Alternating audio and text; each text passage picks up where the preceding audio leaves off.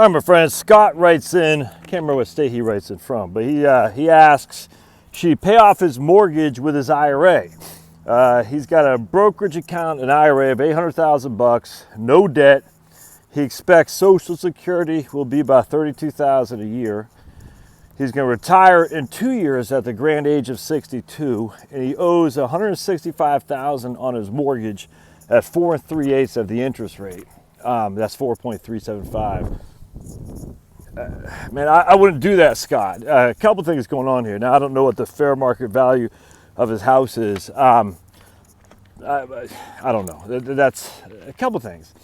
The reason I wouldn't do that, first and foremost, is because you're going to retire here in a couple years anyway.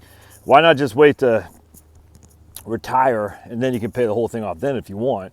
You take one major lump sum. Look, I guess I can't show this to you. Actually, can you all see it? Yeah, look at that. So we lived here, Texas. We lived here. Can you all see that? Arizona. I was born up here in Grand State of Maine. All right.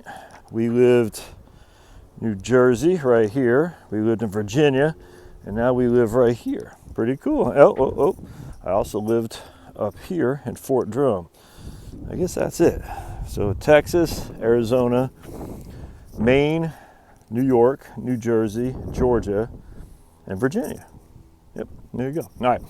Well, anyway, so don't pay off the mortgage while you're still working, man. That's just gonna add taxes on top of taxes. If you want to do that when you stop working, that's fine.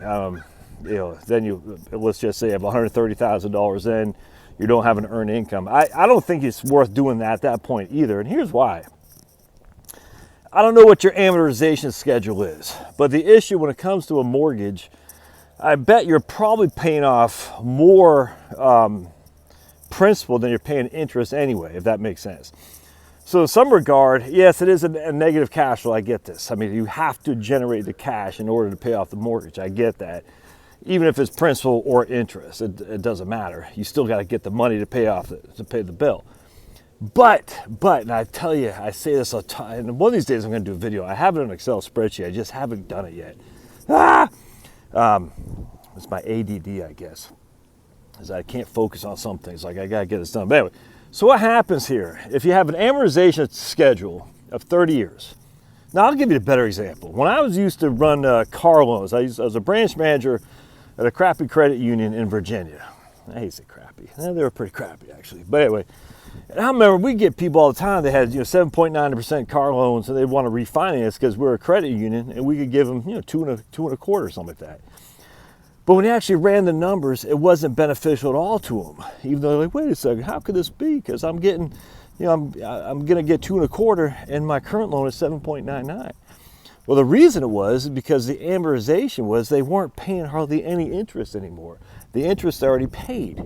So now they're just paying on the principal. And when you actually run the numbers, you're like, for you to refinance, it's going to cost you hundreds, if not thousands of dollars, even though you're getting a lower interest rate. And the reason, because you pay so much of the interest on the front end, by the back end, you're just paying the principal. So in this case, Steve, you're paying your principal, and I don't know this for sure because you didn't say, but you're paying the principal more, most likely, than you're paying the interest. So you're not really paying 4.375 in interest. You're probably paying 2.25, maybe less. I don't know. But that's how it works. So I don't think I'd be taking a big amount of money out of an IRA in which to pay a mortgage off. It's just A, not while you're working. B, I just don't think it's worth to tax it, because remember, let's say $130,000. That's $130,000. We're just going to say at 22%. That's going to cost you, I don't know what that is, $26,000, $30,000 in income tax, and that's just from the feds. Never mind the state. In order to pay off a mortgage that might be costing you, 2%, 3% interest, I just don't think that's worth it. So, yeah, don't do that.